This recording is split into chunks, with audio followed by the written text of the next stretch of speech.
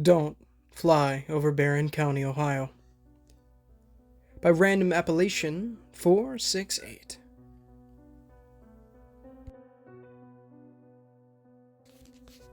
The whirling blades of my MD 902 throbbed against the warm evening air, and I smiled. From 5,000 feet, the ground flew by in a carpet of dark forests and kelly-green fields. The sun hung low on the horizon in a picturesque array of dazzling orange and gold, and I could make out the narrow strip of the Ohio River to my left, glistening in the fading daylight. This time of year, the trees would be full of the sweet aroma of fresh blossoms, and the frequent rains kept small pockets of fluffy white mist hanging in the treetops. It was a beautiful view, one that reminded me of why being a helicopter pilot trumped flying in a jumbo jet far above the clouds every day of the week. 14 more days and I'm debt-free. That made me grin even more. I'd been working as a charter pilot ever since I obtained my license at age 19, and after years of keeping my nose to the grindstone, I was closing on the final payment for real estate in western Pennsylvania. With no debt, a fixer-upper house on 30 rural acres all to myself, and a respectable wage for a 26-year-old pilot, I looked forward to the financial freedom I could now enjoy. Maybe I'd take a vacation, somewhere exotic like Venice, Italy, or the Dominican Republic. Or perhaps I'd sock the money back for the day I started a family. Remember, Kleinoan, a real man looks after his own.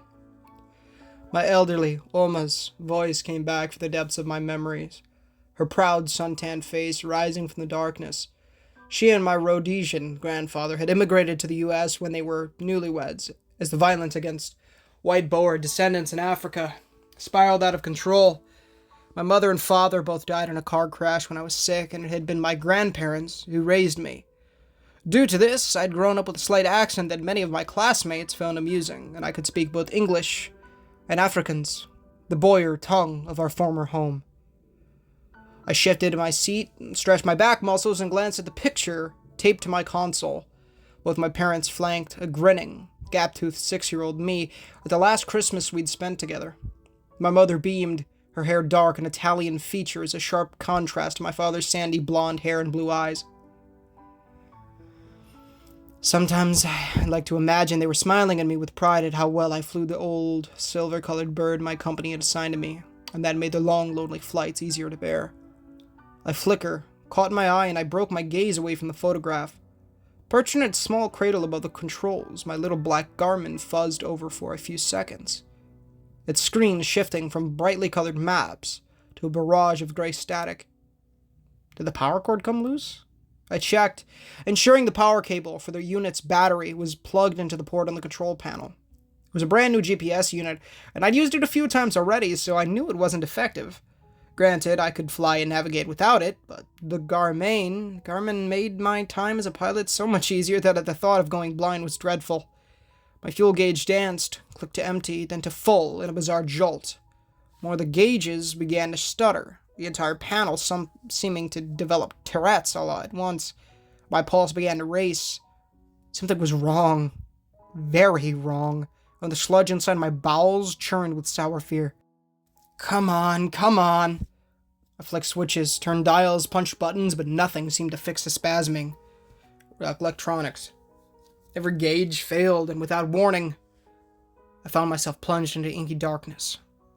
Outside, the sun surrendered to the pull of night, the sky darker than usual. A distant rumble of thunder reverberated above the roar of my helicopter's engine, and I thought I glimpsed a streak of yellowish lightning on the far horizon to my left.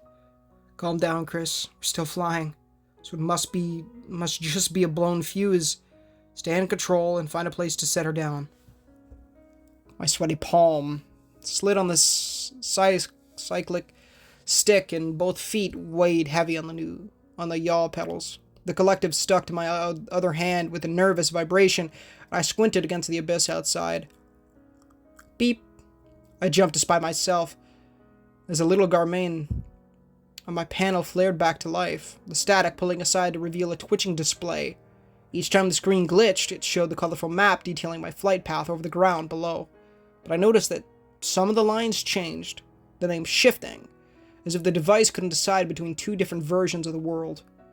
One name jutted out at me, slate gray like most of the major county names, appearing with ghostly flickers from between two neighboring ones. Barren County. I stared confused. I'd flown over this section of southeastern Ohio plenty of times, and I knew the counties by heart. At this point, I should have been over the southern end of Noble County and maybe dipping lower into Washington. There was no Barren County, Ohio. I was sure of it. And yet it shone back at me from the digital landscape, a strange, almost cigar-shaped chunk, a terrain carved from the surrounding counties like a tumor. Sometimes there, sometimes not.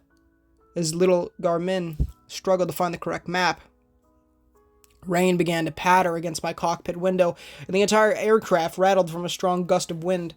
Thick clouds closed over my field of vision like a sea of gray cotton. The blood in my veins turned to ice, and I sucked in a nervous breath. Land. I had to land. There was nothing else to do. My flight controls weren't responding, and only my Garmin had managed to come back to life. Perhaps I'd been hit by lightning. The electronics had been fried. Either way, it was too dark to tell, but a storm seemed to be brewing, and if I didn't get my feet on the ground soon, I could be in real trouble.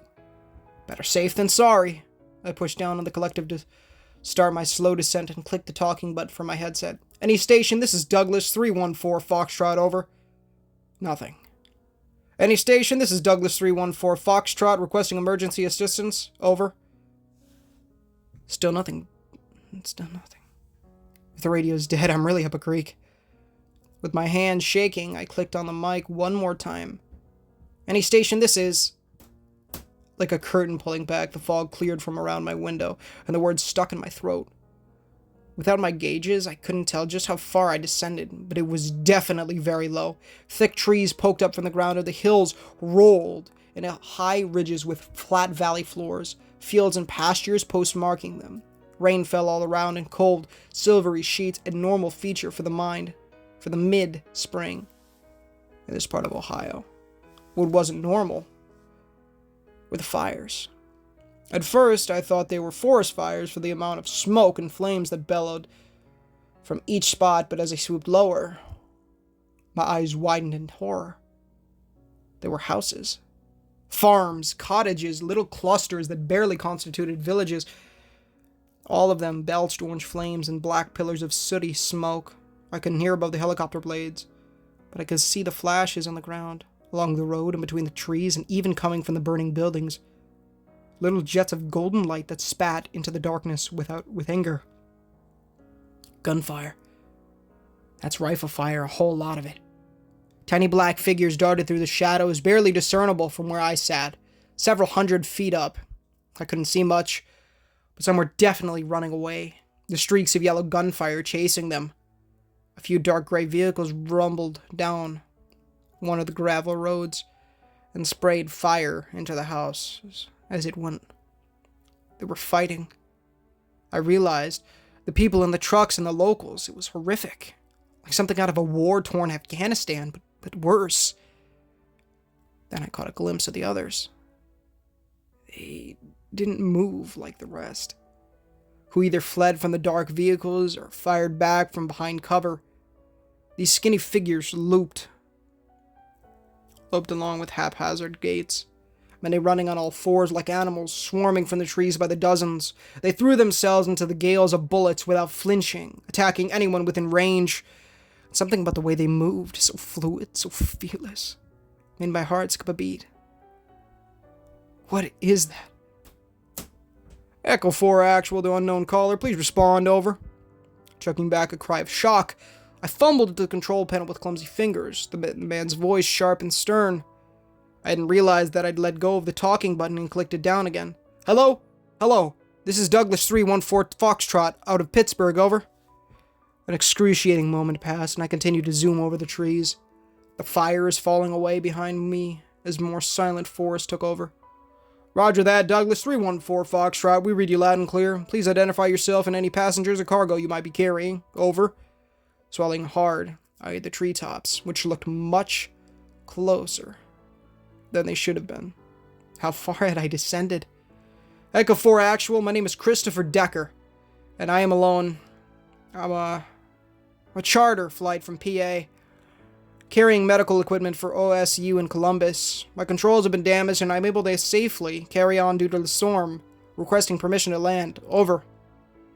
I watched the landscape slide by underneath me, once catching sight of what looked like a little white church, surrounded by smaller huts. Dozens of figures in the yard staring up at me as I flew over a towering ridgeline. Solid copy on that, Douglas 314 Foxtrot. Be advised, your transponder shows you to be inside a restricted zone. Please cease all radio traffic. Reduce your speed, climb to 3,000 feet, and proceed north. We'll talk to you in from there. How copy, over? My heart jumped, and I let out a sigh of relief. Roger that, Echo 4 Actual. My altimeter is down, but I'll do my best to eyeball the altitude. Over. With that, I pulled the collective upward, and tried my best to gauge how far I was by eyesight in the gathering night. Rain still coming down all around me. This had to be some kind of disaster or riot, I decided. After all, the voice of the radio sounded like military, and those vehicles seemed to have heavy weapons. Maybe there was some kind of unrest going on here that I hadn't heard about yet. Kind of weird for it to happen in rural areas, though. Spoiled college kids, I get, but never saw farmers get so worked up before. They usually love the military. Something moved in the corner of my eye, and I turned out of reflex. My mouth fell open, and I froze, unable to scream. In the sky beside me, a huge shadow glided along, and its leathery wings effortlessly carved through the gloom, flapping only on occasion to keep it aloft. It was too dark for me to see what color it was, but from the way it moved, I knew it wasn't another helicopter. No, this thing was alive, easily the size of a small plane, and more than twice the length of my little McDonnell Douglas. A long tail trailed behind it and bore a distinct arrow-shaped snout, with twig-like spines fanned out around the back of its head. Whatever legs it had were drawn up under it like a bird, yet its skin appeared rough and knobby, almost resembling tree bark. Without pause, a gigantic bat-winged entity flew along beside me, as if my presence was on par with an annoying fly buzzing about its head. Gripping the microphone switch so tight I thought I'd crack the plastic. I whispered into my headset, forgetting all radio protocol. There's something up here. Static crackled. Douglas 314 Foxtrot, say again your last. You're coming in weak and unreadable. Over. There's something up here. I snarled under the headset, still glued to the controls of the helicopter, afraid to deviate even an inch from my course in case the monstrosity decided to turn on me. A freaking huge thing right beside me. I swear it looks like a bat or... I don't know. Calm down. The man on the other end of the radio broke his rigorous discipline as well, his voice deep but level.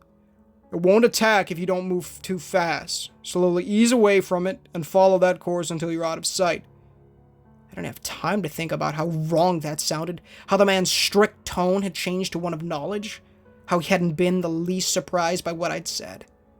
Instead, I slowly turned the helicopter away from the huge menace and edged the speed higher in tiny increments. As soon as I was roughly 2 football fields away, I let myself relax and clicked the mic switch. It's not following. You sure? Eyeing the huge flapping wings, I nodded, then remembered he couldn't see me. Yeah, I'm well clear. Good. Thank you, Mr. Decker. Then the radio went dead. Something in my chest dropped. A weight that made my stomach roil. It wasn't right. None of it. Who was that man? Why did he know about the thing I'd just seen?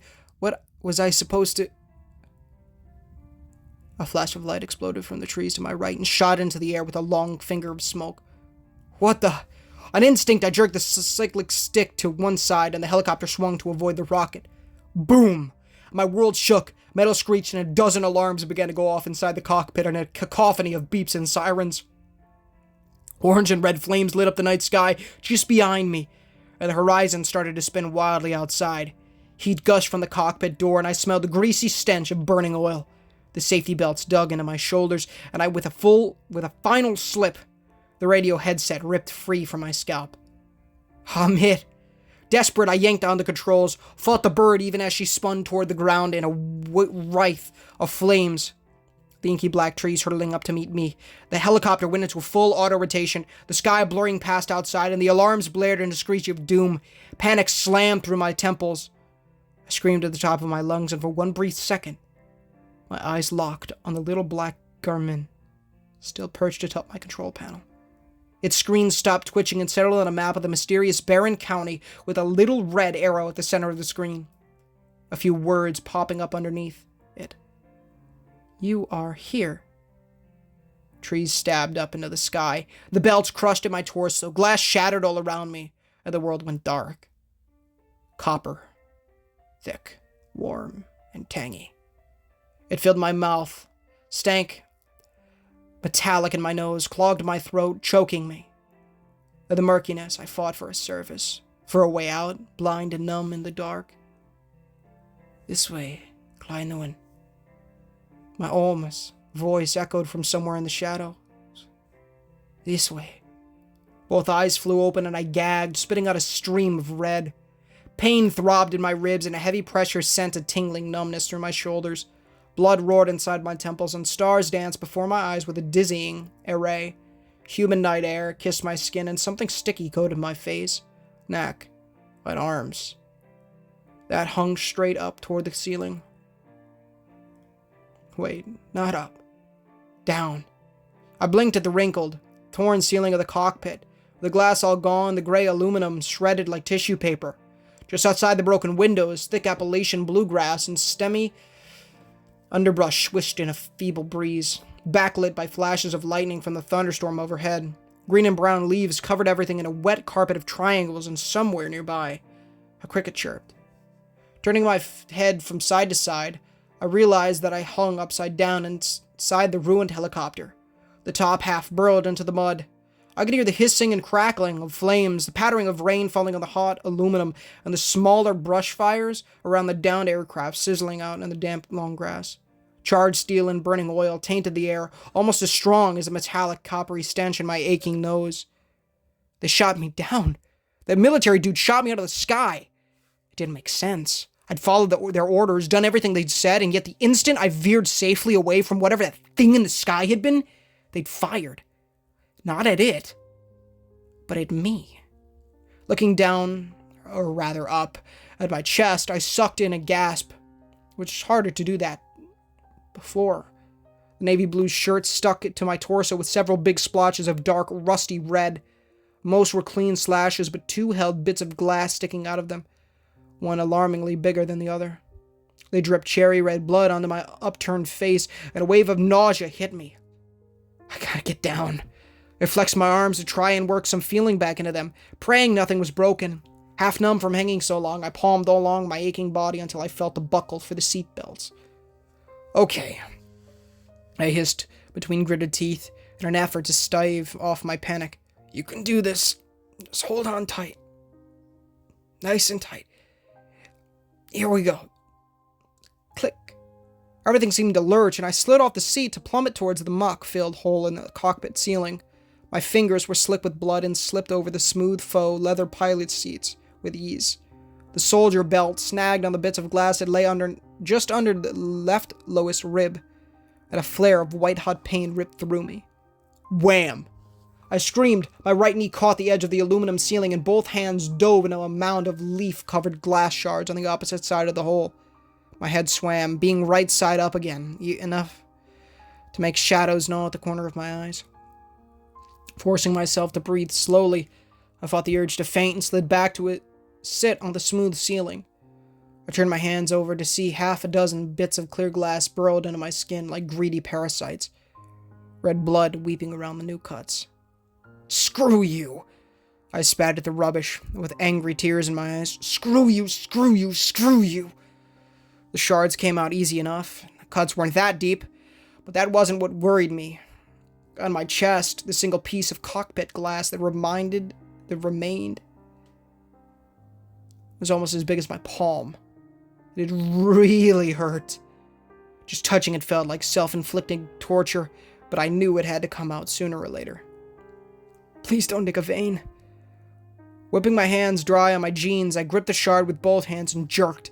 Fire roared over my ribs and hot blood tickled me my already grimy, pale skin. I clapped a hand over the wound, pressing down hard, and grunted out a string of hateful expletives that my Oma would have slapped me for. Lying on my back, I stared around me at the messy cargo compartment of the MD-902. Most of the medical supplies had been in cardboard boxes strapped down with heavy nylon toe straps, but several cases had ruptured with the force of the impact, spraying bandages, syringes, and pill bottles all over the cluttered interior. Orange flames chewed at the crate furthest to the rear, the tail section long gone, but the foremost part of the hold was intact. Easily $1 million mess. It would have made me faint on another trip. Today, it was a godsend. Half blind in the darkness, I crawled along with only the firelight and lightning bolts to guide me, my righty aching. Like a crippled raccoon, I collected things as I went, conscious of the 2 pallets of intact supplies weighing right over my head. I'd taken several different first aid courses with some hunting buddies of mine, and the mental reflexes kicked in to help soothe my frazzled mind. Check for bleeds, stop the worst, then move on. Aside from my battered chest and stomach, the rest of me remained mostly unharmed. I had nasty bruises from the seatbelts, my right knee swelled, my nose slightly crooked and encrusted in blood, but otherwise, I was intact. Dousing every scratch and cut with a bottle of isopropyl alcohol I found. I used butterfly closures on the smaller lacerations, then peppered my skin. I wrapped soft white gauze over my abused palms and probed at the big cut where the last shard had been, only stopping when I was sure there was no pieces of glass wedged inside my flesh. Not too bad, I grunted to myself, trying to sound impassive, like a doctor might. Rib must have stopped it. Gonna need stitches, though. That'll be fun. Pawing through the broken cases, I couldn't find any suture cord, but just as I was about to give up, I noticed a small box that read medical skin stapler. Bingo. I tore the small white plastic stapler free from its packaging and eyeballed the device. I'd never done this before, only seen it in movies, and even though the cut in my skin hurt, I wondered if this wouldn't be worse. You've got to do it. That bleeding needs to stop. Besides, no one's coming to rescue you, not with those rocket-launching psychos out there. Taking a deep breath, I pinched the skin around the gash together and pressed the mouth of the stapler to it. Click!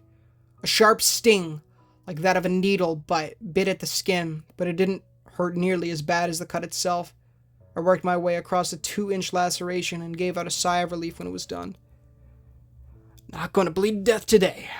I dabbed ointment around the staples before winding more bandages over the wound. Popping a few low-grade painkillers that tumbled from the cargo, I wriggled through the nearest shattered window into the wet grass. Raindrops kissed my face, clean and cool on my sweaty skin. Despite the thick cloud cover, there was enough constant lightning strikes within the storm to let me get glimpses of the world around me. My helicopter lay on its back. The blades snapped like pencils, with bits and pieces of it burning in chunks all around the small break in the trees. Chest-high shrub brush grew all around the low-lying ground, with pockets of standing water in places. My ears still rang from the impact of the crash, but I could start to pick up more crickets, frogs, and even some nocturnal birds singing into the darkness, like they didn't notice the hulk of flaming metal that had fallen from the sky. Overhead, the thunder rumbled onward, the feeble wind whistling, and there were other flashes on the horizon, orange and red ones, with crackles that didn't sound quite like lightning. The guns. They're still fighting? Instinctively, I pulled out my cell phone and tapped the screen. It fluttered to life, but no matter how I tried, I couldn't get through to anyone, not even with the emergency function designed to work around having no service. The complicated wonder of our modern world was little better than a glorified paperweight. Stunned, I sat down with my back to the helicopter and rested my head against the aluminum skin of the craft. How had I gone from a regular medical supply run to being marooned in this hackish parody of rural America? I didn't know. But one thing was certain. I needed a plan. Whoever fired the missile could have already contacted my charter company and made up some excuse to keep them from coming to look for me. No one else knew I was here. And even though I now had 6 staples holding the worst of my injuries shut, I knew I needed proper medical attention. If I wanted to live, I'd have to rescue myself. my bag. I need to get my go bag, grab some gear, and then head somewhere else. It took me a while to gather my green canvas paratrooper bag from its place behind the pilot's seat and fill it with whatever supplies I could scrounge. My knee didn't seem to be broken, but man did it hurt, and I dreaded the thought of walking on it for miles on end. I focused instead of inventorying my gear and trying to come up with a halfway intelligent plan of action. I had a stainless steel canteen with one of those detachable cups on the bottom, a little fishing kit, some duct tape, a lighter, a black LED flashlight with 3 spare batteries, a few tatted road maps with a compass, a spare pair of socks, medical supplies from the cargo, and a simple forest green plastic rain poncho. I also managed to unearth a functioning digital camcorder my Oma had gotten me for Christmas a few years back, though I wasn't sure I wanted to do any filming in such a miserable state. Lastly, since it was a private supply run from a warehouse or area near Pittsburgh to a direct hospital pad in Ohio, I've been able to bring my K-bar, a sturdy and brutally simple knife designed for the Marine Corps that I used every time I went camping. It was pitiful in comparison to the rifle I wish I'd had with me, but that didn't matter now. I had what I had, and I doubted my trusty Armalite would have alleviated my sore knee anyway. Clicking on my flashlight, I huddled with the poncho around my shoulders inside the wreck of the chopper and peered at the dusty road maps. A small part of me hoped that a solution would jump out from the faded paper, but none came. These were all maps of western PA and eastern Ohio. None of them had a Barren County on them anywhere. The man on the radio said head north, right before they shot me down. That means they must be camped out to the north of here, south of that convoy and those burning houses, so that's a no-go. Maybe I can backtrack eastward the way I came. As if on cue, a soft pop echoed from over the eastern horizon, and I craned to look out the helicopter window, spotting more man-made flashes over the treetops. Great. I hissed between clenched teeth, aware of how the temperature dipped to a chilling 60 degrees, and how, despite the conditions, my stomach had begun to growl. Not going that way, are we? Westward it is. Walking away from my poor 902 proved to be harder than I'd anticipated.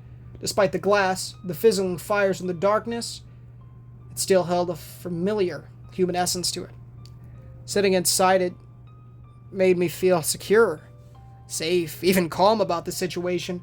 In any other circumstance, I would have just stayed with the downed aircraft to wait for help.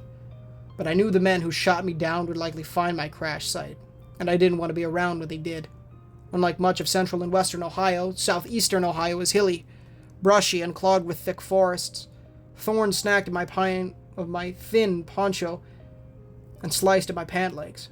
My knee throbbed every step, a form of self-inflicted torture. The rain never stopped, a steady drizzle from above just cold enough to be problematic as time went on, making me shiver. Mud slid under my tennis shoes, and every tree looked 10 times bigger in the flickering beam of my cheap flashlight.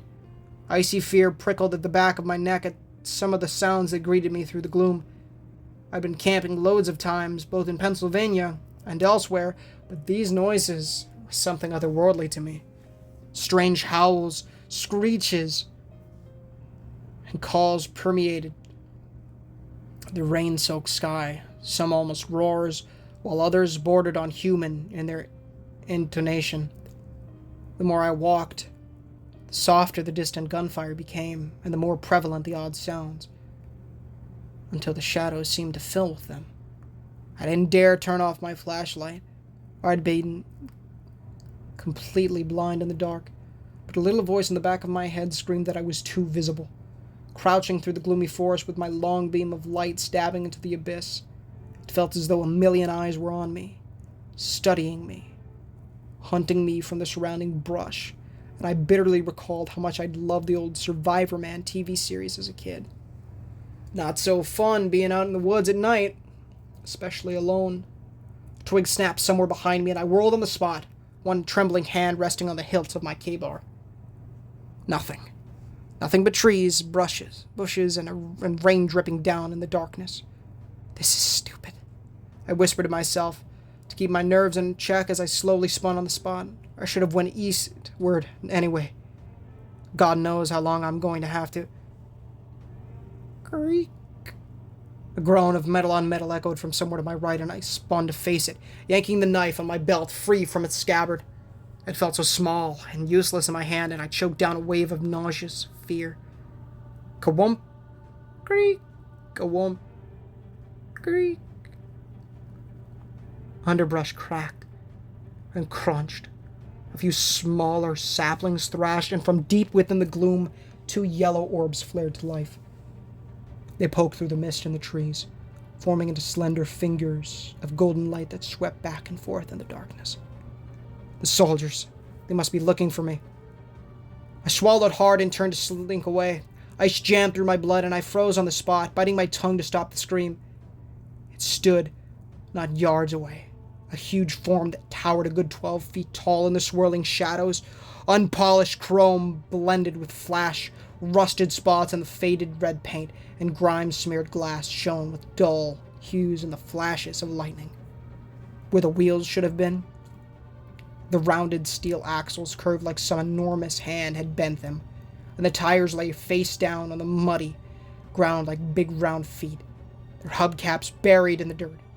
Dense scrapes and chirps covered the battered thing, and its crooked little radio antenna pointed straight up from the old metal fender like a mast. I could barely make out the mud-coated VW on the rounded hood, and my mind reeled in shock. Is that a car? Both yellow headlights bathed me in a circle of bright, blinding light, and neither I nor the strange vehicle moved. Seconds ticked by, the screech thumping in the background only growing closer. I realized that I couldn't hear any engine noises and had yet to see any soldiers' guns pointed my way. This car looked old. Really old. Like one of those classic Volkswagen Beetles that collectors fought over at auctions. Try as I might, I couldn't see a driver inside the murky mold-smeared windows. Because there wasn't one. Lightning arched across the sky overhead, and the car standing in front of me blinked. Its headlights slid shut as if little metal shades had crawled over the bulbs for a moment and flicked open again. Something about that moment was so primal, so real, so lifelike, that every ounce of self-control I had melted in an instant.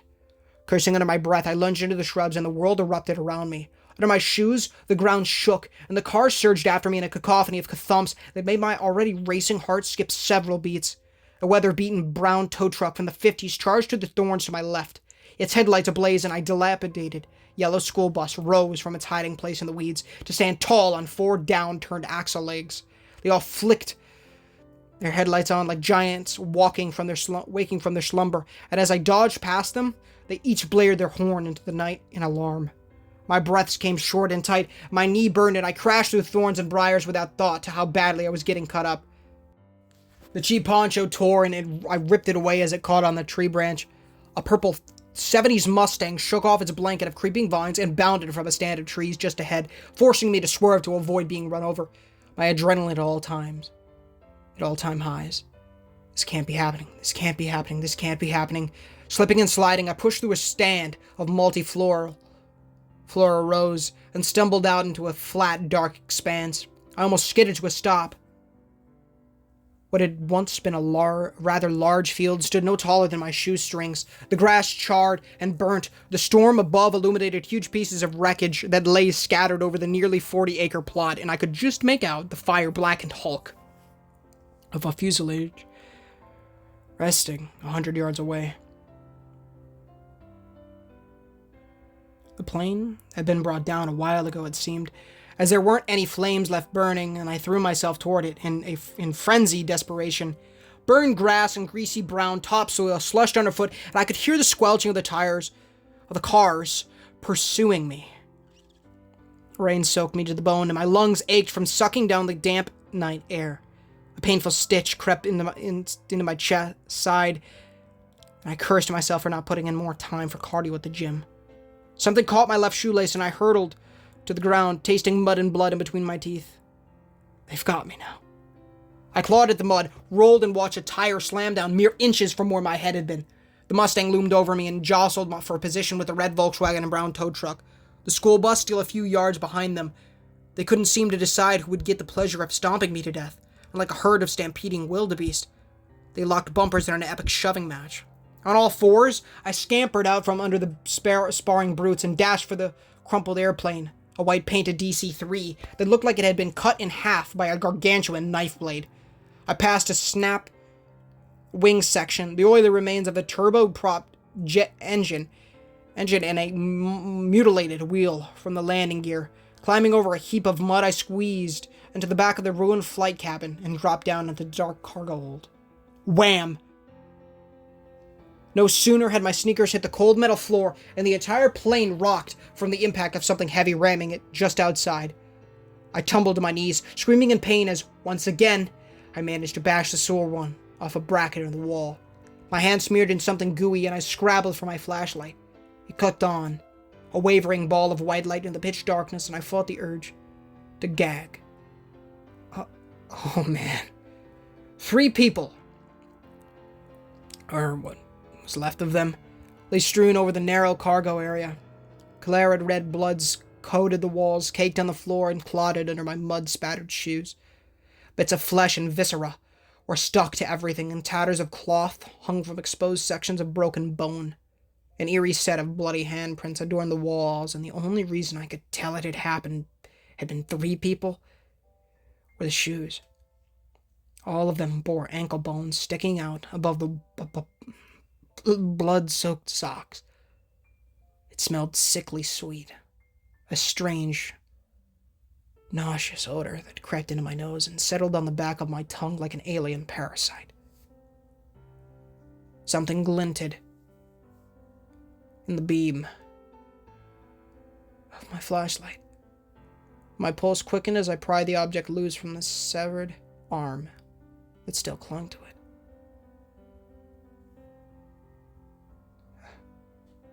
Oh my gosh. I would have grinned if it weren't for the fact that the plane continued to buck and roll under the assault from the cars outside. The pistol looked old, but well maintained, aside from the light coating of dark blood that stained its round wooden handle. It felt heavy, but good in my hand, and I turned it over to read the words. Waffenfabrik Mauser, stenciled into the frame, with a large red 9 carved into the grip. For some reason, it vaguely reminded me of the blasters from Star Wars.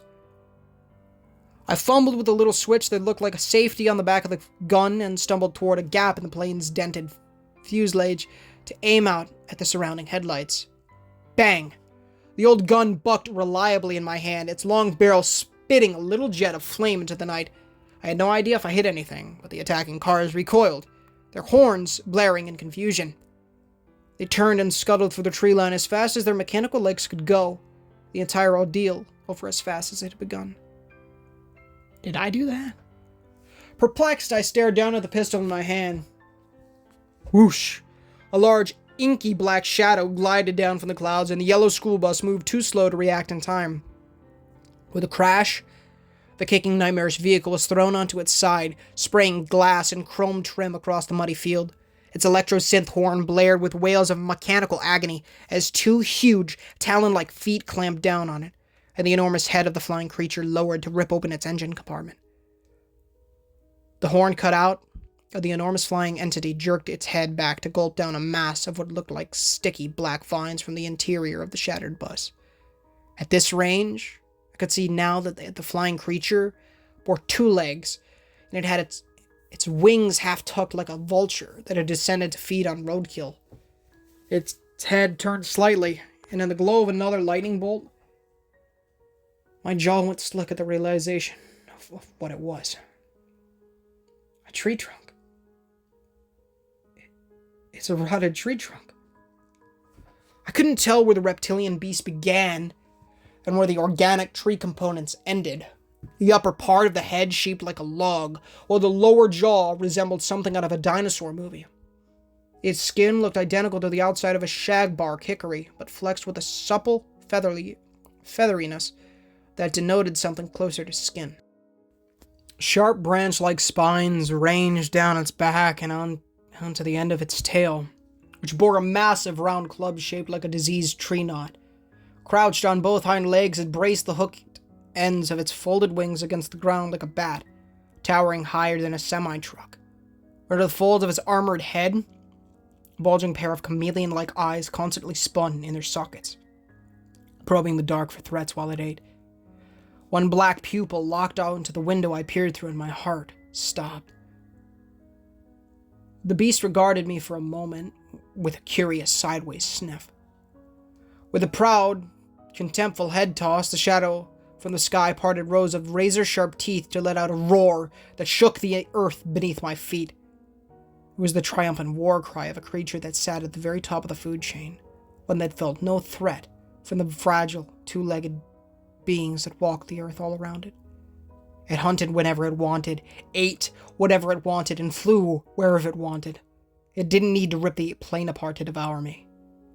Like my hunter-gatherer ancestors from thousands of years ago, I wasn't even worth the energy it would take to pounce. I'm hiding in the remains of the cockpit now, which is half buried under the mud of the field, enough to shield the light from my screen so that thing doesn't see it. My service only now came back, and it's been over an hour since the winged beast started, and on the dead bus. I don't know when or how I'm going to get out of here. I don't know when anyone will even see this post, or if it will upload at all. My phone battery is almost dead, and at this point, I'm probably going to have to sleep among the corpses until daylight comes. A dead man sleeping amongst friends. If you live in the Noble County area in southeastern Ohio, be careful where you drive, fly, and boat. I don't know if it's possible to stumble into this strange place by ground, but if so, then these things are definitely headed your way. If that happens, pray they don't find you. Hey guys, and thank you so much for watching today's story. If you did enjoy, please feel free to leave a like, as it does help the gospel get into people's feeds, as well as consider subscribing, as it does help the channel innumerably. And we are trying to hit 1,000 subs by the end of the year. It'd be a big blessing if you guys did so. Also, it innumerably helps with the likes. Please, of course, if you haven't done so already, please make sure to repent of your sins, trust in the good Lord Jesus Christ with all your heart, mind, soul, and strength. Read the Holy Bible daily, pray daily, and evangelize people. Make sure to go into the description or into the pinned comment to read the $1 million question to know how to become born again. Also, join the Discord. I might be streaming some Dead by Daylight tonight. And by tonight, I mean the 9th. So if you see it, join in. Except it'll already be done if you're seeing this, because it'll either be the 10th or later. I don't know. Demogorgon's a lot of fun. If you haven't seen the stream we did a couple nights ago, I don't know. Maybe watch it, maybe don't. It's up to you, but I don't know. I really had a lot of fun playing him, and I think he's going to be the guy, along with Legion, that I really go for. Until we finally hit that 500. My gosh, we've been doing this since motherfucking July, dude. It's ridiculous. I haven't got a platinum since July either. I finished my Miles Morales and I just stopped. Hopefully for Christmas we can get something. I don't know. I don't think my dad, I don't know if my dad would get a PS5. And with a PS5, obviously, I would want the one game that truly is the PS5 thing.